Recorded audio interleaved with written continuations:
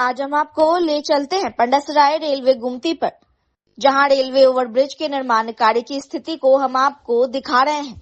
किस तरीके से वहां काम चल रहा है और काम कहां तक पहुंचा है। वहां कई स्थानीय लोगों से बीटीएन न्यूज के संवाददाता ने बात भी की और जाना कि किस तरीके से रेलवे ओवरब्रिज का निर्माण कार्य चल रहा है। अगर निर्माण कार्य की बात की जाए तो रेलवे ओवरब्रिज की करीब लगभग 18 से 20 पिलर का निर्माण कार्य हो चुका है और कुछ उसमें बचे हुए काम चल रहे हैं। हमने जब स्थानीय लोगों से बात की तो उन्होंने कहा कि काम काफी अच्छा चल रहा है, लेकिन गति कुछ धीमी है। तो किसी की शिकायत थी कि रेलवे ओवरब्रिज निर्माण कार्य के लिए उनकी जमीन ले ली गई है और उन्हें मुआवजा भी नहीं दिया गया है।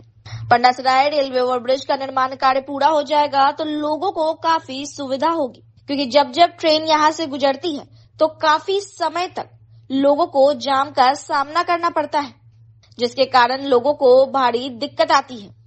हम आपको जानकारी दे रहे हैं कि पंडासराय लहरियासराय स्थित रेलवे गुमती के पास रेल मंत्रालय भारत सरकार की ओर से दरभंगा शहर के लहरियासराय स्थित पंडासराय में रेलवे गुमती नंबर संख्या 18 पर रेल उपरिगामी पूल रेलवे ओवरब्रिज का शिलान्यास भारत के प्रधानमंत्री नरेंद्र मोदी के द्वारा 26 फरवरी 2024 को संपन्न हुआ था। उसके बाद से ही railway overbridge railway गुमती number 18 Pandasarai में रेलवे ब्रिज का निर्माण कार्य शुरू हो चुका था और अब लगातार निर्माण कार्य चल रहा है। रेलवे गुमती के दोनों तरफ की तस्वीर हम आप तक पहुंचा रहे हैं कि किस तरीके से यहाँ काम चल रहा है, कितने पिलर बन चुके हैं और क्या कुछ स्थिति है।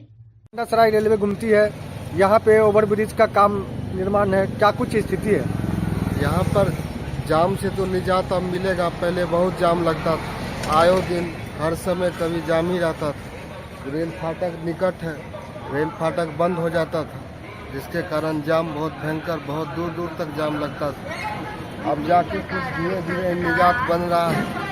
क्या लग रहा है काम का जो स्थिति है, पिलर वगैरह देख रहे हैं काफी हद तक खड़ा हो गया है, क्या लग रहा है कितने दिनों में पूरा हो सकेगा?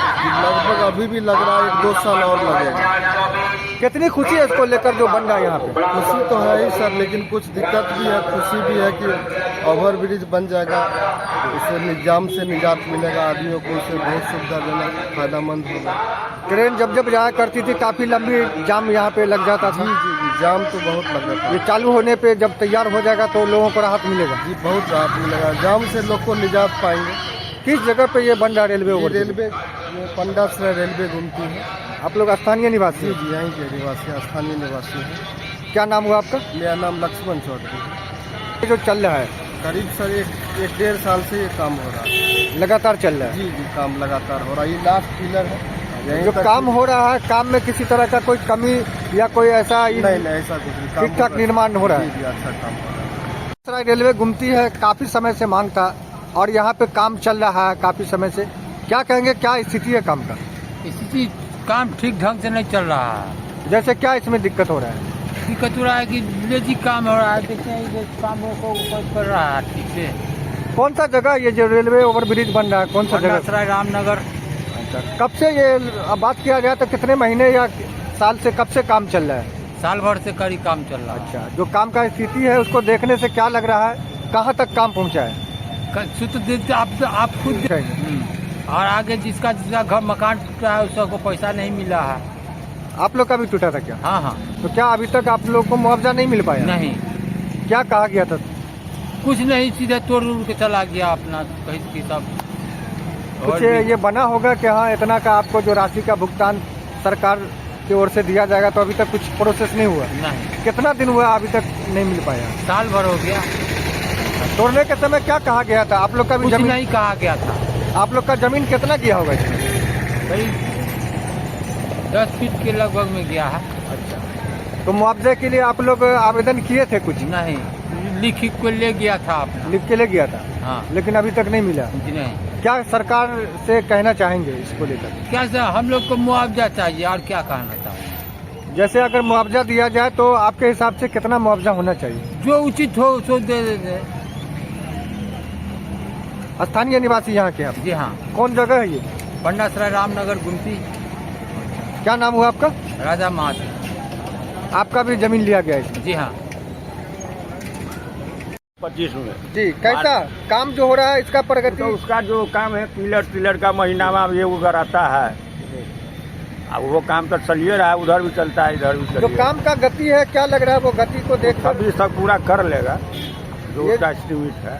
बनने के बाद कितना फायदा लोगों को मिल पाएगा? बहुत फायदा होगा, यहाँ से दिल्ली बम्बई जो जाना होगा सभी लोग चले जाएंगे। अभी क्या कुछ दिक्कत होता है गाड़ी जब ट्रेन नहीं जाती कोई है? दिक्कत नहीं, उसके लिए तो हाँ अभी जो थोड़ा दिक्कत बहुत तो होगा ही, गुमती बंद रहता है। तो कौन सा गुमती है ये?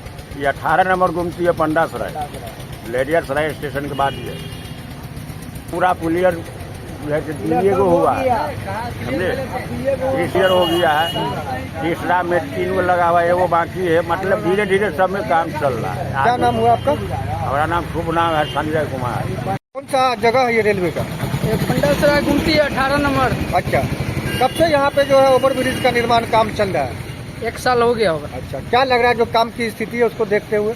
काम बहुत अच्छा चल रहा है। अच्छा हो रहा है? किसी तरह का काम में कोई कमी या कोताही नहीं लग रहा है? नहीं, काम तो बहुत अच्छा कर रहा है, समय से कर रहा है। कितना फायदा मिलेगा यहाँ के लोगों को? यहाँ के लोगों को फायदा मिलेगा और प्लस जो दूर दराज का जो आता जाता है जाम में फंसता है उसको तो ज्यादा फायदा मिलेगा। कितने वर्षों से इस चीज की मांग थी जो अब पूरा हो जाएगा बनने के बाद? ये तो लगभग 15-20 साल से 10 साल प्लस हो गया, जाम ज्यादा लगने लगा, 10 साल हो गया होगा। क्या कहेंगे सरकार ने आखिरकार ये जो है बनाने के लिए कर दिया गया, बन रहा है, कितनी खुशी है इसको लेकर? इसके लेकर सबको खुशी है। यहाँ की जनता को थोड़ा दिक्कत होगा, उसके बाद जो दूर दराज के आने जाने वाला है उसको ज्यादा फायदा पहुँचेगा। जनता को जैसे क्या दिक्कत होगा? क्या जाम में फंस जाता है, हॉस्पिटल जाने आने का होता है, तो वो अब बनने के बाद जो है नहीं रहेगा। कहाँ के रहने वाले आप? हम पंडासराय के रहने वाले हैं। क्या नाम हुआ आपका? हमारा मोहम्मद शमसुल। का काम चल रहा है, कौन सा जगह है? रामनगर पंडासराय गुमती है। अच्छा, कब से यहाँ पे काम चल रहा है? फरवरी से काम चल रहा है। कैसा काम हो रहा है यहाँ पे? जो काम हो रहा है ठीक हो रहा है? कितना काम अभी देखा जाए तो लगभग कितना काम हो चुका है? आप लोग तो यहाँ पर रहते हैं। काम तो 30% हुआ है। कैसा लग रहा है जो बन जाएगा तो कितना फायदा इससे लोगों को मिलेगा? जनता को तो बहुत फायदा होगा, जाम की समस्या से मुक्ति मिल जाएगी। कितने वर्षों से इस ओवर ब्रिज का जो है मांग था यहाँ पे? मांग तो 20 वर्षों से था, 20 वर्ष तो हम सुनते आ रहे हैं। क्या लग रहा है काम जिस स्थिति में है उसको देखने से क्या लग रहा है कितने दिन में काम पूरा हो सकता है का अनुमान? कम से कम 2 साल लगेगा, 20 साल में। अभी क्या कुछ काम यहाँ पे हो चुका है और देखने से क्या लग रहा है? काम तो ये खाली पिलर का काम हुआ है और ऊपर का काम तो ये पूरा बाकी है। लगभग कितना पिलर यहाँ पे आप लोग देखे हो, कितना पिलर है होगा? दोनों साइड मिलाकर लगभग 16 पिलर है। काम में मतलब किसी तरह का कोई कमी तो नहीं लग रहा है? ठीक है, नहीं काम तो ठीक ठाक चल रहा है, वहाँ की जगह से तो अच्छा सा काम चल रहा है। आप लोग स्थानीय यहाँ के हैं? हाँ, अपना परिचय दे दें। मेरा नाम शंकर मिश्रा हुआ और स्थानीय नहीं है, हम यहाँ से ज़्यादा नहीं यहाँ से। दरभंगा नगर निगम दरभंगा इकाई की ओर से प्रमंडलीय पार्षद महासम्मेलन कार्यक्रम का आयोजन किया जाएगा दरभंगा में, जिसमें दरभंगा प्रमंडल के तीनों जिले से आए हुए पार्षद कार्यक्रम में शिरकत करेंगे। सम्मेलन कार्यक्रम को लेकर दरभंगा में तमाम तैयारियां पूरी हो गई हैं। आज शनिवार को कार्यक्रम स्थल आर्ट एंड गैलरी प्रेक्षागृह लहरियासराय दरभंगा में प्रमंडलीय पार्षद महासम्मेलन कार्यक्रम के सदस्य अंतिम तैयारी में जुटे हुए नजर आए। दरभंगा, मधुबनी और समस्तीपुर के सैकड़ों पार्षद 1 दिसंबर रविवार को दरभंगा के लहरियासराय पोलो मैदान स्थित ऑडिटोरियम में इकट्ठा होंगे, शंखनाद करेंगे एकजुटता के लिए, अपने कर्तव्य, अधिकार, सम्मान और सुरक्षा के लिए भी। इसी उद्देश्य से दरभंगा, मधुबनी, समस्तीपुर के नगर निगम, नगर परिषद और नगर पंचायत के पार्षदों का प्रमंडलीय पार्षद महासंघ सम्मेलन 1 दिसंबर रविवार को आयोजित है। ऑडिटोरियम पोलो मैदान लहरियासराय दरभंगा में तमाम तैयारियों के संबंध में आयोजित सम्मेलन कार्यक्रम के संबंध में कई पार्षदों से भी हमने बात की। क्या कुछ कहना उनका हम आपको सुना रहे हैं। कुछ कार्यक्रम आयोजित है, किस ओर से है, क्या उद्देश्य कार्यक्रम का? बहुत जोर शोर से हम लोग कार्यक्रम की तैयारी कर रहे हैं प्रमंडलीय पार्षद महासंघ के बैनर के तले, और प्रमंडल के सारे पार्षदों को नगर निकाय से, नगर परिषद से, नगर निगम से, दरभंगा, मधुबनी, समस्तीपुर उनके पार्षद लोग आएंगे, उनका सम्मान करना है।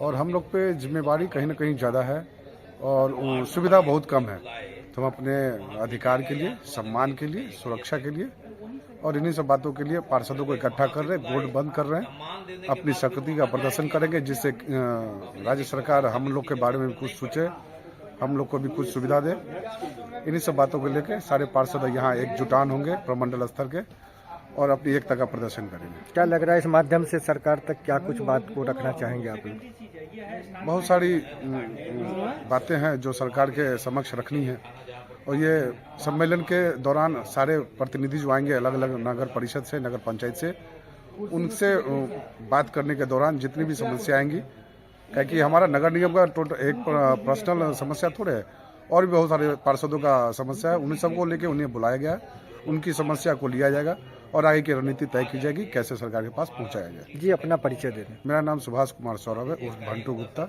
वार्ड नंबर 48, पंडासराय, दरभंगा नगर निगम। जी, प्रमंडलीय पार्षद का जो है प्रमंडलीय स्तर पे सम्मेलन का आयोजन किया जा रहा है, क्या कुछ तैयारी है और कितने लोग जुटेंगे? प्रमंडलीय पार्षद महासंघ का 1 दिसंबर को जो प्रोग्राम होने जा रहा है उसकी तैयारी अंतिम चरण में है और इसमें जो है लगभग 550 से 600 जनप्रतिनिधि आएंगे, जो समस्तीपुर नगर निकाय, नगर परिषद, नगर पंचायत, दरभंगा, उसके बाद मधुबनी, सभी लोग आएंगे और यहाँ इनका भव्य स्वागत के लिए है। और यहाँ मेन मकसद है हम लोगों का कि पार्षद के मान सम्मान अधिकार की ये लड़ाई है, जो हम लोग सब आदमी मिल करके चलेंगे और प्रमंडलीय पार्षद संघ के द्वारा इसका कार्यक्रम किया जा रहा है। इसके माध्यम से बात आप लोग कहाँ पहुँचाना चाहेंगे? इसके माध्यम से हम लोग मामला सरकार तक पहुंचाना चाहेंगे और यहाँ के लोकल जो जनप्रतिनिधि हमारे MLC हुए, विधायक हुए, सांसद हुए, उन लोगों को भी हम लोग जा करके मेमोरेंडम देंगे कि हमारी मांग इस तरह का है, इसको जो है फुलफिल किया जाए। क्योंकि एक पार्षद अगर छोटा सा काम भी अगर होता है तो उसके लिए उसको 6 महीना दौड़ना पड़ता है, छोटे काम के लिए। इसीलिए इस समस्या को देखते हुए हम लोगों ने एक प्रमंडलीय पार्षद संघ बनाया है, जिसका 1 दिसंबर को महासम्मेलन हो रहा है। उसका जो है उसी का जो कार्यक्रम का अंतिम रूप दे रहे हैं, जो कल के प्रोग्राम होना है। जिस तरह से कार्यक्रम रखा गया, क्या इस तरह का कार्यक्रम दरभंगा में पहली बार हो रहा है? जी, ये कार्यक्रम इस तरह का पहली बार हुआ और ये संघ भी पहली बार बना है प्रमंडलीय स्तर पर, जो 3 डिस्ट्रिक्ट से लोग आएंगे और सभी लोग आ रहे हैं। ये हमको सूचना है कि सभी लोग आ रहे हैं और उनके स्वागत के लिए हमारी पूरी टीम तैयार है। इसमें कोई मुख्य अतिथि भी आ रहे हैं गणमान्य लोग? इसमें कोई मुख्य अतिथि नहीं है, समझे, इसमें कोई मुख्य अतिथि नहीं है। इनमें जो है हम लोग प्रमंडलीय पार्षद महासंघ के जो है बस उन्हीं के द्वारा जो भी है किया जा रहा है। सब लोग अपने अपने बातों को रखेंगे, समस्या को रखेंगे। हाँ, महापौर को बोला गया है, महापौर और डिप्टी मेयर को, कि फीता आके काट देने के लिए। जी, अपना परिचय देना। जी, मोहम्मद रियासत अली, वार्ड 37, पार्षद, सशक्त राज्य समिति, दरभंगा नगर निगम, दरभंगा। कितने बजे से रखा ये कल सुबह 9 बजे से स्टार्ट हो जाएगी ये कार्यक्रम। कितने बजे तक चलेगा ये? शाम में 5:30 से 6 बजे तक ये प्रोग्राम चलेगा। 1 दिवसीय प्रोग्राम है ये। दरभंगा नगर निगम इकाई, नगर निगम पार्षद परिवार की ओर से इसको आयोजन किया गया है। ये प्रमंडलीय पार्षद सम्मेलन कार्यक्रम का आयोजन रखा गया है, उसकी तैयारी में आप लोग लगे हुए हैं। किस ओर से आयोजित है, क्या कुछ तैयारी है, कहाँ से लोग जुटेंगे? मिथिला की हृदय स्थली दरभंगा के लहरियासराय के प्रेक्षागिरी में आपको प्रमंडलीय पार्षद महासंघ का सम्मेलन किया जा रहा है, जो 1 दिसंबर 2024 को 1 दिवसीय है, जिसमें हमारे प्रमंडल के सारे पार्षद यहाँ आमंत्रित हैं। हमारे दरभंगा नगर निगम के पार्षद के द्वारा, जिनकी व्यवस्था उनकी अंत शुरू से का 1 दिवसीय कार्यक्रम है, उनके अल्पाहार से लेकर समापन तक। इसके सम्मेलन का मुख्य उद्देश्य है कि लोकतंत्र की जो अवहेलना हो रही है, क्योंकि जनप्रतिनिधि भी जनता के द्वारा चुन कर आते हैं, जिसका भी वार्ड पार्षद होता है, लेकिन उनके अधिकार जो है वो पूर्ण रूपे जो संवैधानिक नहीं रहने के कारण उनका सम्मान और सुरक्षा नहीं होता है, जिससे अपने कर्तव्य का निर्वाह वो सही ढंग से नहीं हो पाता है। तब इसी के कारण आपको लोकसभा या विधानसभा द्वारा जो जनहित में कोई योजना पास होती है, उसको धरातल में पार्षद द्वारा ही उतारा जाता है, लेकिन वो सही रूप से नहीं जाता है, क्योंकि हमारा संवैधानिक अधिकार नहीं है। इसलिए ये सम्मेलन के माध्यम से हम सरकार को ये सूचना देने जा रहे हैं, ये कार्यक्रम जिसमें सर्वसम्मति से पास होगा कि भैया हमारे अधिकार को संवैधानिक अधिकार दिया जाए, ताकि मैं अपने कर्तव्य की निर्वाह सही ढंग से कर सकूं और जनता के हित में काम हो सकूं, जो लोगों का सपना है, लोगों का अथी है जो ग्रीन परमंडल, क्लीन परमंडल, बेहतरीन परमंडल वो अपना पूरा हो सके और अच्छे जो हमारी जो अपेक्षा से जो संकल्प और साहस के साथ हमको चुन कर भेजे उस कार्यक्रम को आगे सफल बनावे। इसी के लेकर पूरे परमंडल से हमारे सारे पार्षदों को आमंत्रित किया गया है। 1 दिसंबर को आ रहे हैं और उसमें मीडिया कर्मी को से भी निवेदन है कि आप ये, क्योंकि भारत स्वस्थ भारत जो है कितने बजे से ये कार्यक्रम रखा गया है? ये कार्यक्रम सुबह के 9:30 बजे से संध्या शाम तक चलेगी, 1 दिवसीय है। जी अपना परिचय देते हैं। अशोक कुमार, पूर्व पार्षद, वार्ड नंबर 42।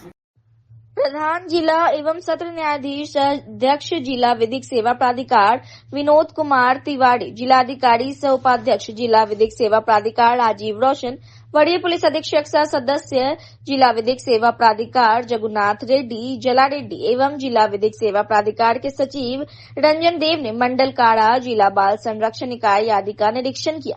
मंडल काड़ा में सामान्य स्वच्छता, साफ सफाई, शौचालय की स्थिति, बैठकों में सीपेज, पानी टंकी की आवश्यकता जैसी मूलभूत सुविधाओं आदि के संबंध में जानकारी ली गई। जिला एवं सत्र न्यायाधीश ने महिला बैरक में महिला बंदियों को काड़ा में मिलने वाली सुविधाओं के बारे में पूछताछ की। उन्होंने पुरुष वार्डों का निरीक्षण कर कैदियों से विधिक सेवा के बारे में फीडबैक लिया। साथ ही जेल, अस्पताल, रसोई घर, पुस्तकालय आदि की व्यवस्था को देखा। उन्होंने काड़ा में पीने के पानी, कैदियों की शिक्षा एवं उनके मनोरंजन आदि की व्यवस्था को भी देखा।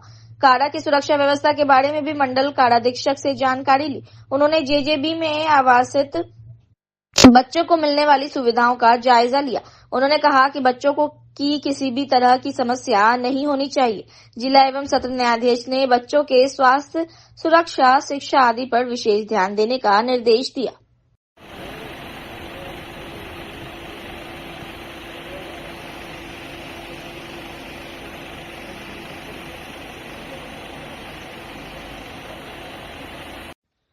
मुखिया महासंघ जिला दरभंगा की ओर से अपने 11 सूत्री मांगों को लेकर धरना स्थल लहरियासराय में 1 दिवसीय धरना दिया गया। शनिवार को अपनी मांगों को लेकर जमकर नारेबाजी भी की गई और कहा गया कि अगर इन लोगों की मांग नहीं पूरी हुई तो आने वाले समय में इन लोगों के द्वारा आंदोलन किया जाएगा।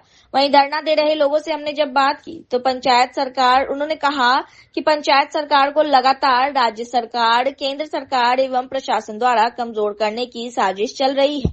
गांधी जी का सपना था सत्ता का विकेंद्रीयकरण होगा, पंचायत सरकार बनेगा तो आम जन आम सभा के माध्यम से गांव के विकास का फैसला खुद करेंगे और गांव का सर्वांगीण विकास होगा। मुखिया एवं पंचायती राज के अन्य जनप्रतिनिधि अधिकारियों से एवं अधिकारों के कटौती से प्रताड़ित हैं कि अब लगातार बिहार में अपराधियों का तांडव भी मुखिया एवं पंचायत के अन्य जनप्रतिनिधियों पर लगातार बढ़ता जा रहा है, जिसका ताजा उदाहरण सीतामढ़ी के कोचर मुखिया मधुरेंद्र मिश्र की हत्या सरेआम अपराधियों द्वारा बिना पुलिस भय के खुलेआम गोलियों से भून डाला गया और पुलिस शराब खोजने में व्यस्त रही है। दरभंगा जिला में पंचायत से पंचायत समिति तक के खाते में सष्टम वित्त आयोग का अरबों रुपए 2 सालों से प्रशासकीकरण उदासीनता के कारण विकास कार्य के सामग्रियों का दर सही निर्धारण नहीं होने के कारण खाते में पड़ा हुआ है और पूरे जिले का विकास कार्य ठप है, जिसकी लिखित एवं मौखिक सूचना संबंधित सभी अधिकारियों को पहले ही दे दी गई है।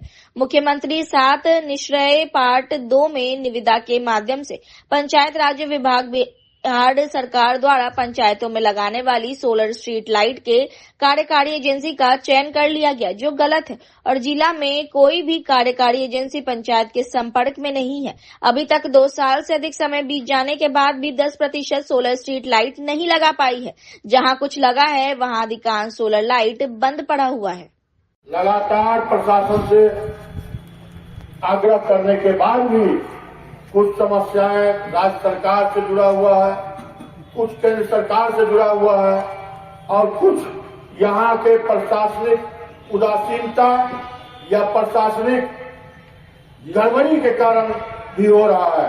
जैसे कस्टम वित्त आयोग का अरबों रुपया ग्राम पंचायत से लेके और जिला परिषद तक पड़ा हुआ है 2 साल से, लेकिन अब सरकार कर दिया है तो हर जिला कस्टम वित्त आयोग के मद से क्रियान्वयन करने के लिए, विकास योजनाओं को संचालित करने के लिए जिला स्तर पर एक कमेटी बना के दर निर्धारित करेगा। आप लोगों को मालूम है यहाँ 220 रुपया सीमेंट का दर निर्धारित किया है, 1000 रुपया टेलर बालू का दर निर्धारित किया है, 5000 टेलर गिट्टी का दर निर्धारित किया है, जबकि बाजार में सड़ा हुआ सीमेंट भी 350 से कम में नहीं मिलता है। साधारण बालू भी 8000 से कम में टेलर नहीं मिलता है और साधारण गिट्टी भी 10,000 से कम में टेलर नहीं मिलता है। इसी तरीके से मिट्टी के रेट का दाम, सेक्टरिंग का दाम या अन्य विकास योजना मद का दाम भी बहुत ही कम किया गया है, जिसका हम लोग लगातार प्रशासन से आग्रह किए हैं कि सब जिला रेट सही कर लिया है। दरभंगा जिला का भी एसओई पर बाजार दर पर रेट निर्धारित करिए ताकि बंद पड़े विकास कार्य चालू हो सके, लेकिन ऐसा नहीं हो रहा है। मनरेगा मजदूरों का मजदूरी बढ़ाने के बाद भी केंद्र सरकार 240 रुपया किया है, जबकि आज के तारीख में आप तमाम लोग जानते हैं कि 600 से कम में कहीं मजदूरी करने को तैयार नहीं है। तो हम आज मांग करने आए हैं मनरेगा योजना से जो पक्की कार्य, पुल पुलिया का कार्य होता था गांव घर में, वो तमाम योजनाएं बंद कर दी गई है। तो हम लोग आज मांग करने आए हैं तो मनरेगा में 20 की सीमा समाप्त करो 20 योजनाओं की, और जो बंद कर दिए हो पक्कीकरण का काम उसको भी मनरेगा से चालू करो। धरना कार्यक्रम आयोजित किया गया है हमारे माननीय जिला अध्यक्ष जी राजीव चौधरी जी के माध्यम द्वारा ये आयोजित कार्यक्रम है। इसमें हम आए हुए हैं। तो मुख्य विषय हमारा जो ये 9 सूत्री मांग, 11 सूत्री मांग जो रखे हुए हैं, तो ये 11 सूत्री मांग के लिए हम लोगों का लगातार ये आंदोलन राज्य स्तर से लेकर के और जिला मुख्यालयों पर भी चल रहा है। और सभी लोग, चूंकि ग्राम पंचायत पंचायती राज व्यवस्था में पंचायती राज के माध्यम से ही जनहित की जो योजनाएं संचालित की जाती है और जो मतलब सामाजिक सुरक्षा पेंशन से लेकर के और जो मनरेगा का मामला है, आपका ये छठा वित्त का मामला है, 15वीं, कई समस्याएं जो प्रशासनिक जाल जिस प्रकार से उलझन पैदा किया गया है उसके कारण लगातार जो समस्याएं बनी हुई है, उसके लिए हम लोग लगातार सरकार से मांग करते आए हैं, आंदोलन कर रहे हैं और लगातार धरना प्रदर्शन के माध्यम से सरकार को ये बताना चाहते हैं कि सरकार जिस प्रकार से आपके अधिकारी, जिस प्रकार से जो बैठे हुए तंत्र में लोग हैं, जो हमारी जो व्यवस्थाएं हैं, जो 73वां संविधान संशोधन महात्मा गांधी जी का सपना था, जो जिस सपना को हम 73वां संविधान संशोधन 1993 में संशोधन हुआ, उसके बाद से आज तक 29 विषय पर बिहार में जो संकल्प 2001 में जारी हुआ था वह अभी तक जारी होने का काम नहीं किया है। तो हम लोग है कि नए सिरे से संकल्प जारी हो। उसके अलावा 29 विषय के अलावा हमारा ई पंचायत पोर्टल का मामला उलझा हुआ है, जो छठा वित्त आयोग का मामला है, योजनाएं पैसा पड़ा हुआ है लेकिन डेवलपमेंट का काम, हम विकास के कार्य नहीं कर पा रहे हैं। जो ग्राम सभा से योजनाएं चयनित हो रही है, अब पंचायतें आज आर्थिक बोझ तले दबी हुई है। आज किसी पंचायत के पास सरकार की थोपी हुई जो आदेश है, जो थोपे जा रहे हैं आदेश, उस आदेश के अनुपालन करने में ही पंचायतों के पास योजनाओं के संचालन के लिए 1 भी रुपया नहीं है। उससे ज्यादा का आदेश आ जाता है जितना पैसा है नहीं उससे। तो हम लोगों का है कि साफ साफ की पंचायती राज व्यवस्था को सरकार अगर चलाना चाहती है, अगर मजबूत करना चाहती है, तो जिस प्रकार से दबिश बना करके और पंचायती राज पर कमजोर किया जा रहा है, तो हम लोगों का है कि सरकार हकीकत में विकास के प्रति और गांवों के विकास के प्रति, पंचायतों के विकास के प्रति सरकार अगर सचेत है तो जो व्यवस्थाएं जिस प्रकार से उलझन पैदा कर दी गई है उसका जल्द से जल्द समाधान करे। नहीं तो हम लोगों का यहाँ बड़ा से बड़ा रैली हम लोग पटना में करने जा रहे हैं। फरवरी माह में हम लोग का रैली भी कार्यक्रम होगा और उसमें खासकर मनरेगा का मामला है। मजदूरों को आज 245 रुपया मिल रहा है, जबकि आज मजदूर मिलते हैं हमको गाँव में 600-500 में मजदूर मिलने का काम करते हैं। तो मजदूर मनरेगा में काम करने के इच्छुक नहीं है, जो कि राशि कम है। 20 योजनाओं को प्रतिबंध, यदि सरकार हम लोगों की बात नहीं मानती है तो हम लोग उग्र होकर यहाँ से राज्य तक पूरे अपने साथियों के साथ उग्र आंदोलन करेंगे और जब तक सरकार नहीं मानेगी हम लोग उसका विरोध करते रहेंगे। और हम लोग अगली, यदि सरकार हम लोगों की बात नहीं मानती है तो अगली तैयारी करके राज्य स्तर तक हम लोग आंदोलन करेंगे और अपनी मांग को मनमाने पर सरकार को बाध्य करेंगे। क्या मुख्य मांग है आप लोग का? हम लोग का मुख्य मांग है, कस्टम का रेट खराब है। 15वीं बीत की अपने मन से वो लोग कहते हैं जी इसमें पेमेंट कर दीजिए, उसमें पेमेंट कर दीजिए। मनरेगा में सारा कटौती कर दिए हैं, जो इससे पीसीसी नहीं होगा, ढलाई नहीं होगा, पुलिया नहीं बनेगा। क्या नाम हुआ सर? मेरा नाम श्यामनंदन यादव, मुखिया संघ अध्यक्ष बहादुरपुर। लोग जिस टाइम में प्रमुख थे उस टाइम में कहीं कुछ कठिनाई नहीं होती थी, कटौती भी नहीं होता था, पंचायत से लेके प्रखंड से लेके जिला पार्षद तक। लेकिन अभी हम लोग दरभंगा जिला मुखिया महासंघ के 1 दिवसीय धरना है 11 सूत्री मांग के लेके। तो हम लोग पंचायत में पैसा है लेकिन हम लोग चाह के भी विकास नहीं कर पाते हैं। तो यो तो दुर्भाग्य की बात है बिहार सरकार की कि जो निकम्मा सरकार है, जो अभी तक जनप्रतिनिधि का पूरे अधिकार कटौती कर रहे हैं। उनको समझ भी होना चाहिए कि हम लोग भी जनप्रतिनिधि हैं, त्रिस्तरीय पंचायत से बहुत छोटे जनप्रतिनिधि है।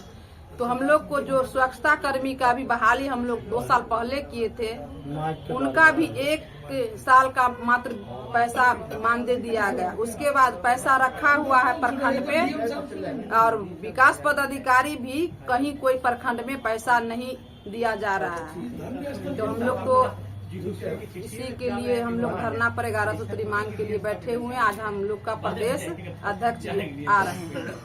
क्या नाम है? चंद्रावती देवी, ग्राम पंचायत बाजितपुर। लगातार बिहार की सरकार छीनती जा रही है और आज हालात यहाँ तक आया कि 73 में संविधान संशोधन के जरिए जो शक्ति ग्राम पंचायतों को दी गई थी और हमारे राष्ट्रपिता महात्मा गांधी ने जो सपना देखा था कि ग्राम पंचायत भी एक स्वतंत्र निकाय होगा और वह अपना सरकार होगा, जिसको बिहार की ये निकम्मी सरकार बर्बाद करने पर, उस पर कुठाराघात करने पर तुली हुई है, जिसका परिणाम है कि दरभंगा जिला ही नहीं पूरे बिहार में सभी मदों की राशि पंचायतों में पड़ा हुआ है। लेकिन बिहार सरकार के अदूरदर्शिता, उनके पदाधिकारियों के द्वारा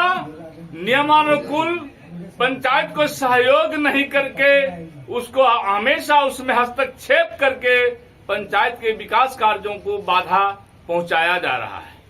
आज ग्राम सभा जिस तरह से इस देश में लोकसभा का अधिकार है, जिस तरह से विधानसभा का अधिकार है, उस तरह से 73 में संविधान संशोधन में ग्राम सभा को भी अधिकार दिया गया। जिस ग्राम सभा के अधिकार को बिहार सरकार आज समाप्त कर चुकी है और अपनी मनमानी ग्राम पंचायतों पर थोप रही है, जिसका परिणाम है कि सारे जनप्रतिनिधि आक्रोशित हैं, क्योंकि वह जनता के समस्याओं का समाधान नहीं कर पाती है। यह सरकार लाल फीताशाही, अंग्रेज की तरह, हिटलर की तरह अपना सारा निर्णय जो जन उपयोगी निर्णय नहीं है, जो जनता के विरुद्ध भी निर्णय है, उसको ग्राम पंचायतों पर, जनप्रतिनिधियों पर थोप रही है।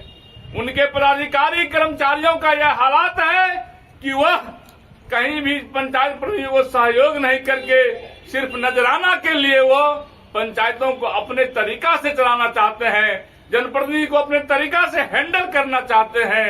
उसका परिणाम है कि सारे जनप्रतिनिधि हम लोग आक्रोशित हैं, आज धरना पर हैं। लेकिन अगर जिला प्रशासन और बिहार की सरकार अपने रवैये में सुधार नहीं करती है, पंचायतों के अधिकार की कटौती करना बंद नहीं करती है, तो हम लोग जनता को जोड़ करके, जनता को साथ लेकर के और जन समस्याओं और पंचायत प्रतिनिधि समस्याओं को लेकर के एक उग्र आंदोलन इस जिला मुख्यालय पर करेंगे, जिसमें हम सारे मांगों को मनवाने के लिए जिला प्रशासन को मजबूर करेंगे। इसी के साथ जय हिंद, जय भारत, जय मुखिया महासंघ। सुरेंद्र यादव, अध्यक्ष बहरी प्रखंड मुखिया संघ। 30 नवंबर शनिवार को लहरियासराय स्थित मिथिलावादी पार्टी कार्यालय पर प्रेस वार्ता का आयोजन किया गया। प्रेस वार्ता को संबोधित करते हुए मिथिलावादी पार्टी के राष्ट्रीय अध्यक्ष अविनाश भारद्वाज ने कहा कि जिला शिक्षा पदाधिकारी दरभंगा समर बहादुर सिंह का निलंबन दुखद है। इनके द्वारा पूरे दरभंगा जिला के विद्यालयों में स्वस्थ एवं स्वच्छ शैक्षणिक स्थापित किया गया। सुदूर ग्रामीण इलाकों के विद्यालयों में अभूतपूर्व मूलभूत संरचना का विकासात्मक कार्य संपन्न हुआ। जर्जर और दयनीय हालत में जो विद्यालय था उसे चमका दिया गया। जो बच्चे जमीन पर बैठकर पढ़ने को मजबूर थे उन बच्चों को बेंच, डेस्क, पानी की समुचित व्यवस्था की गई। जिला में वर्षों से नेता और शिक्षा माफियों के गठजोड़ के समूह को इन्होंने खत्म कर दिया। TRE 1 और 2 के काउंसलिंग में फर्जी अभ्यर्थियों को जेल भेजा गया। सैकड़ों फर्जी शिक्षक को समर सिंह सेवा मुक्त कर जेल भेजने वाले थे। यही कारण है शिक्षा माफियों ने नेता से गठजोड़ कर इन्हें निलंबित करवा दिया। इससे जिला के शिक्षा व्यवस्था को काफी नुकसान पहुंचेगा। पुनः शिक्षा माफियाओं का राज जिला शिक्षा पदाधिकारी के कार्यालय पर स्थापित हो गया है। इसे हम हरगिज नहीं होने देंगे।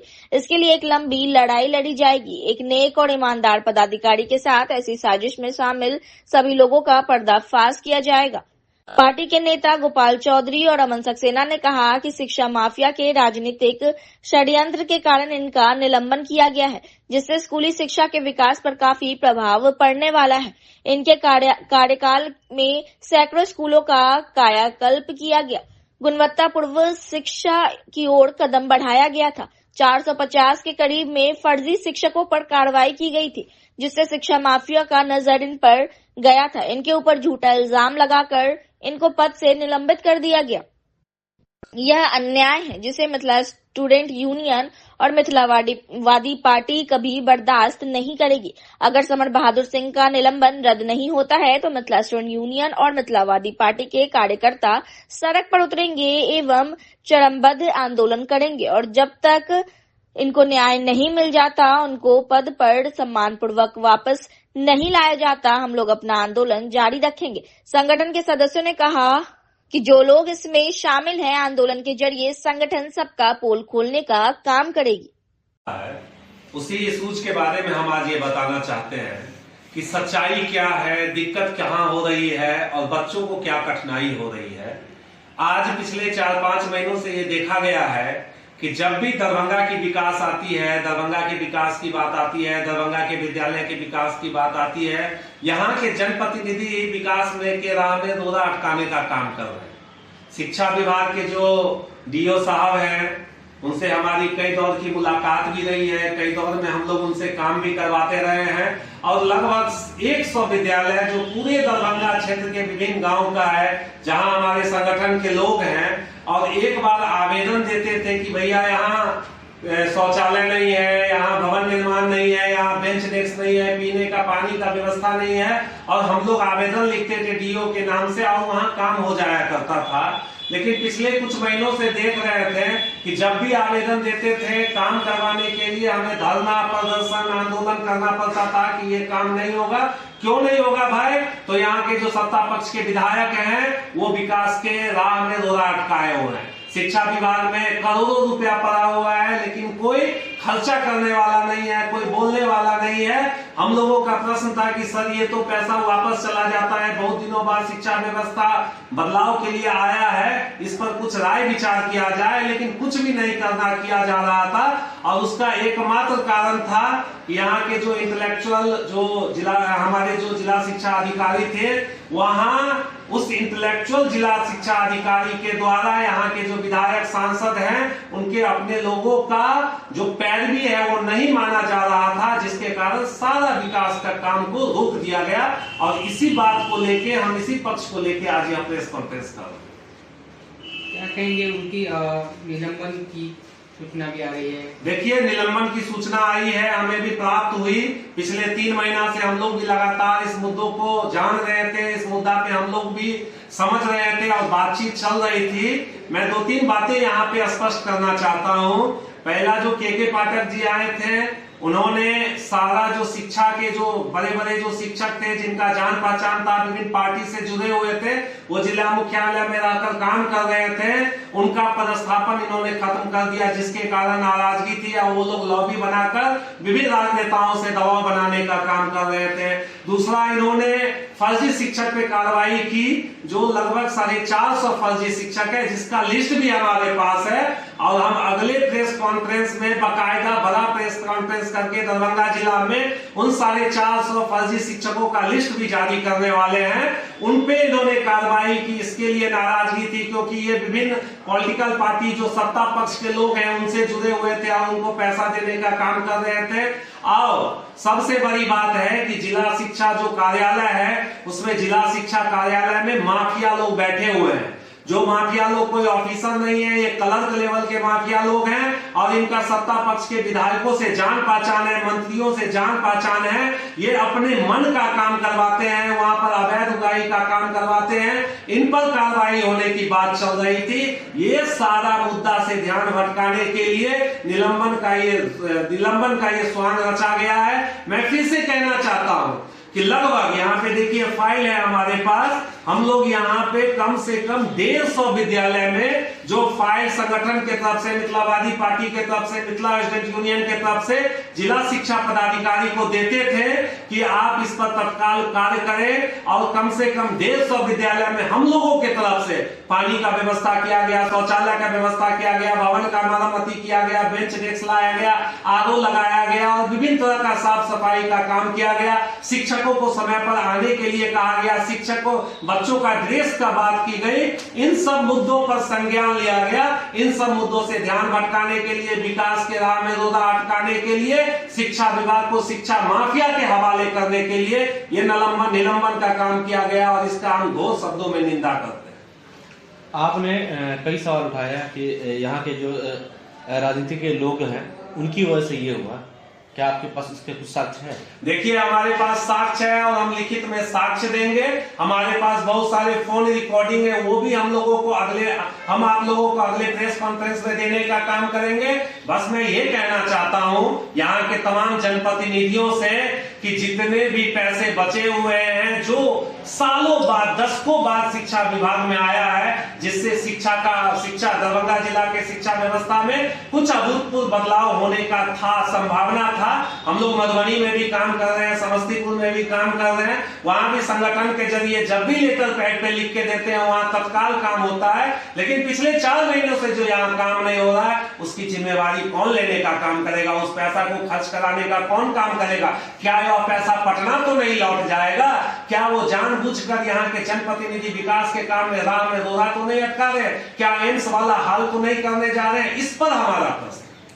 आपने जो कहा कि ये सारी चीजें हो रही है, लोग बताते हैं, कई रिपोर्ट्स हम लोग के पास आई है, कई लेटर आई है, शिक्षा विभाग में कुछ भी लेटर डालते कुछ होता ही नहीं है। तो आप बोल रहे कि जनप्रतिनिधियों की वजह से निलंबन हुआ तो सही ना हुआ कि गलत हुआ है? देखिए मैं आपको फिर से स्पष्ट करूं कि मैं पिछले 4 महीनों से देख रहा हूं कि हम लोग भी जो कोई पत्र देते हैं, हम लोग भी जो कोई फॉर्मेट देते हैं, उस पर कार्रवाई करने के लिए हमें 3-3 दिन अनशन पे बैठना पड़ता है, 3-3 दिन स्कूल में धरना पे बैठना पड़ता है, क्योंकि वहां से आवाज आती है, वहां से कहा जाता है कि विकास के कार्यों पे यहाँ के स्थानीय विधायक ने जांच बैठा दिया और नहीं हो रहा है, विकास के कार्य में हम नहीं कर सकते हैं। पिछले 4 महीनों से यह हालत है। 4 महीना से पहले हमने तो आपको कहा 150 स्कूल पे हमने व्यवस्था में बदलाव बनाया है, व्यवस्था में बदलाव लाया है। कम से कम 150 स्कूल तो हम लोगों ने कार्य किया है। हमारी यही इच्छा है कि आगे भी शिक्षा विभाग इसी तरह सैकड़ों स्कूल पे काम करना शुरू करे, ताकि बहुत दिनों बाद यहाँ के बच्चों को बेंच डेस्क मिला, जो बच्चों को बेंच डेस्क नहीं मिलता था, पीने का पानी मिला, जो पीने का पानी नहीं मिल रहा था। मैं तो धन्यवाद देना चाहता हूँ के पाठक जी का कि कम से कम उन लोगों ने, कम से कम उनके प्रयासों ने शिक्षकों को स्कूल में जाना शुरू करवाया और शिक्षा विभाग में कुछ पैसे लाकर विकास का काम करना शुरू किया। लेकिन यहाँ बच्चों के संपूर्ण विकास के लिए खेलकूद बेहद जरूरी है। इससे बच्चों का संपूर्ण विकास होता है, इसलिए पढ़ाई के साथ खेल का भी आयोजन होना चाहिए। यह बातें डॉक्टर प्रभात दास फाउंडेशन के कार्यक्रम में एचएम अशोक कुमार गारा ने कही। शनिवार को उन्होंने राजकीय मध्य विद्यालय बलभद्रपुर में बताया कि खेल खेल में बच्चे मानव जीवन की महत्वपूर्ण बातें सीख लेते हैं। आधुनिक शिक्षण पद्धति में खेल को शामिल करने से बच्चों की प्रतिभा निखर रही है। इससे पूर्व डॉक्टर प्रभात दास फाउंडेशन के द्वारा आयोजित म्यूजिकल चेयर रेस प्रतियोगिता में कक्षा 1 से 8 तक के 47 बच्चों ने भाग लिया, जिसमें पहली कक्षा के महादेव कुमार ने प्रथम स्थान प्राप्त किया। वहीं चौथी की दीपिका कुमारी एवं विपुल कुमार को दूसरे एवं तृतीय स्थान से पुरस्कृत किया गया, जबकि राजनंदिनी कुमारी, मुस्कान कुमारी, भाग्यराज कुमारी, कुमार, राजीव कुमार, आयुषी कुमारी, समीर मिश्रा, सिम्मी कुमारी, अक्षय कुमार, आलोक कुमार, आयुष कुमारी, आर्यन कुमार, रोहित कुमार एवं रश्मि कुमारी को चौथे से 15वें स्थान से पुरस्कृत किया गया। मौके पर शिक्षक कुमारी नीलम, मुन्नी कुमारी, वंदना कुमारी, रीता कुमारी आदि मौजूद थे। खेल से बच्चे ऊर्जावान होते हैं, किसी भी काम करने में सहज होती है, अनुशासन बढ़ता है और इससे मतलब कि उसके आगे भी शारीरिक रूप का विकास होता है। बच्चों के शैक्षणिक विकास में खेल का अहम योगदान है। बहुत योगदान रहता है, खेल सब कुछ है शरीर के लिए। संस्था का अभियान कैसा लगता है सर? बहुत अच्छा लगता है और ये कार्यक्रम हमेशा होते रहता है, जिसके कारण बच्चे बड़ा उतावल रहते हैं कब सर आएंगे। बाबा फाउंडेशन के द्वारा जो कार्यक्रम हो वह नियमित रूप से संचालित होता रहता है।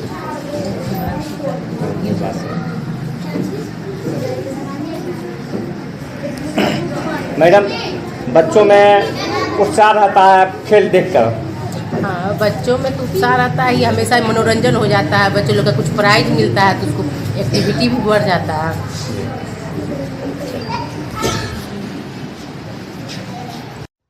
ललित नारायण मिथिला विश्वविद्यालय Darbhanga inter college youth festival 2024 कला कुंभ कार्यक्रम का शनिवार को शुभारंभ किया गया। यह कार्यक्रम 30 नवंबर से लेकर 3 दिसंबर तक चलेगा। वहीं आयोजित इस कार्यक्रम में मुख्य अतिथि के रूप में ललित नारायण मिथिला विश्वविद्यालय दरभंगा के कुलपति प्रोफेसर संजय कुमार चौधरी सहित कई लोग मौजूद थे। कार्यक्रम का उद्घाटन संयुक्त रूप से दीप प्रज्वलित कर अतिथियों के द्वारा किया गया। यूथ फेस्टिवल की तो मेरी सभी शुभकामनाएं हैं पार्टिसिपेंट्स के लिए। हर एक कॉलेज, चाहे वो कंस्टिट्यूएंट कॉलेज हो चाहे एफिलिएटेड कॉलेज हो, इस तरह के एक्टिविटी में उन्हें भाग लेना चाहिए, जिससे कि स्टूडेंट की प्रतिभा का आकलन होगा। कोई ज़रूरी नहीं है कि सभी पढ़ें, कोई कला के क्षेत्र में आगे बढ़ता है, कोई खेल के क्षेत्र में आगे बढ़ता है। तो विश्वविद्यालय और विद्यालय और महाविद्यालय, ये तीनों का कर्तव्य यही होता है वो उस तरह के बच्चे को खोजे और उसको सही पाथ पर डाले। वो धीरे धीरे अपने आगे बढ़ता चला जाएगा, अपने जिंदगी के मुकाम को हासिल करेगा। इसमें यहाँ की एक्टिविटी अच्छी है और अजय नाथ जी के बैच के हमको लगता है कि कई सीनियर टीचर बड़े सिंसियर हैं, बहुत सिंसियर। तो मेरा काम होता है आपके सही सोच को आगे बढ़ा देना और आपको ये बता देना कि नेगेटिव अप्रोच जिंदगी को छोटा करता है।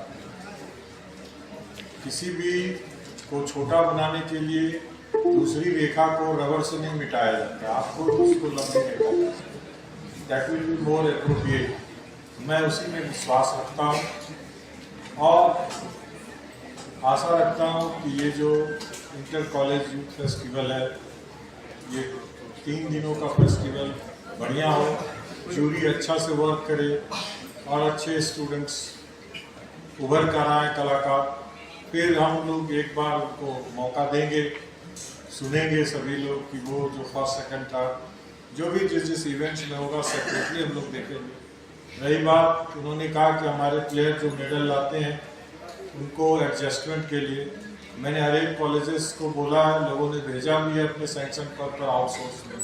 तो जो जिस खेल का रहेगा मैं कोशिश करूँगा कि वो उसी तरह के कल्चर को करने के लिए किसी न किसी जिसकी क्षमता रहेगी उस आउटसोर्स में वो मैं अजय नाथ जी के थ्रू आप लोग से ले लूँगा मेडल सर्टिफिकेट के साथ और बात करूँगा जो कंसर्न फॉर्म होगी कि इन लोगों को एडजस्ट करो।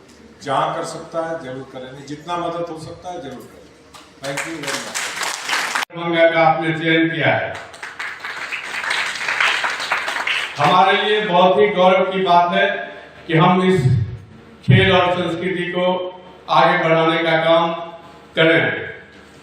महाशय, इस एकता और अखंडता की कड़ी में हम समझते हैं कि हमारे सभी प्रतिभागी आज विश्व में इस राष्ट्र का, भारत का आप परचम लहराएंगे। इसी उद्देश्य से इस कला कुंभ का आयोजन किया जा रहा है।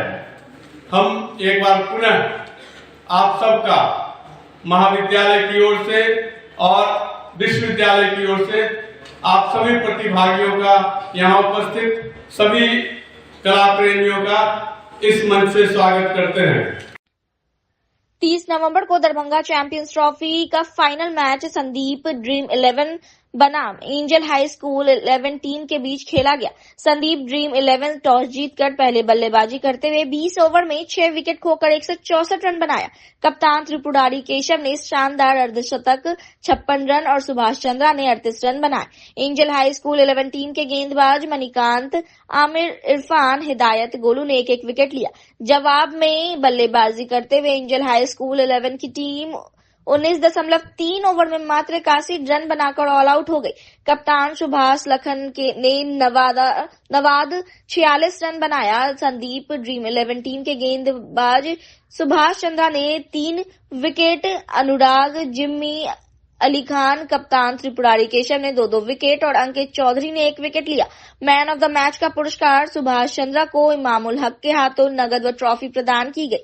मैन ऑफ द सीरीज का पुरस्कार कप्तान त्रिपुरारी केशव को मशकूर अहमद उस्मानी के हाथों नगद व ट्रॉफी प्रदान की गई। सर्वश्रेष्ठ गेंदबाज सुभाष चंद्रा व सर्वश्रेष्ठ बल्लेबाज अल्तमीज को संदीप व नीतीश कुमार के हाथों नगद व ट्रॉफी प्रदान की गई। विजेता टीम संदीप ड्रीम 11 व उप विजेता team angel high school 11 team को संयुक्त रूप से दरभंगा विधायक संजय सरावगी, डॉक्टर माशूक अहमद उस्मानी, डॉक्टर इमामुल हक, मोहम्मद आफ्ताब आलम, रितेश कुमार सिंह के हाथों नगद व ट्रॉफी प्रदान की गई। मैच के एम्पायर सुरेंद्र नारायण सिंह व ओम प्रकाश राय, स्कोरर मणिकांत, कमेंटेटर राहुल कुमार थे। मौके पर प्रतियोगिता के संयोजक व सचिव साजिद हुसैन व राशिद हुसैन ने बताया कि दरभंगा चैंपियंस ट्रॉफी क्रिकेट प्रतियोगिता प्रत्येक वर्ष मिथिला क्रिकेट एकेडमी के तत्वाधान में करवाया जाएगा।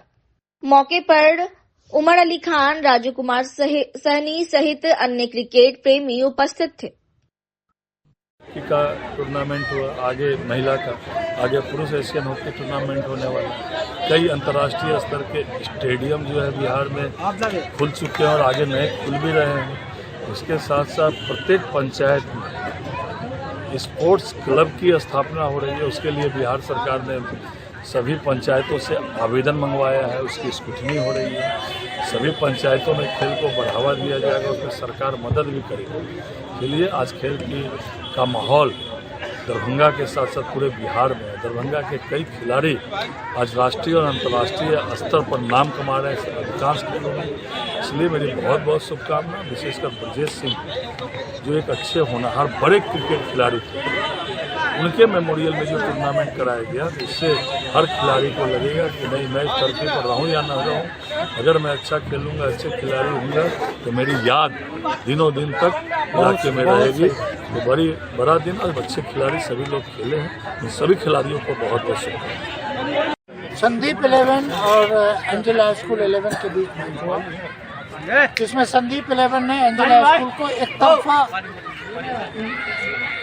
हराया और संदीप 11 तकरीबन 70-80 रनों से जीती है। और हर जीत ये तो गेम है, गेम तो मैदान का खेल है, कोई जीतता है कोई हारता है। मैं इस टूर्नामेंट के जो सबसे बड़े हैं, मैं इनको थैंक्स अदा करना चाहूँगा अपने भाई को कि इन्होंने हिम्मत किया, हम लोग साथ चले हैं और जिस तरह से इन लोगों ने किया है आइंदा भी हम लोग कोशिश करेंगे इनके साथ, हमेशा थे, हमेशा हैं और हमेशा रहेंगे।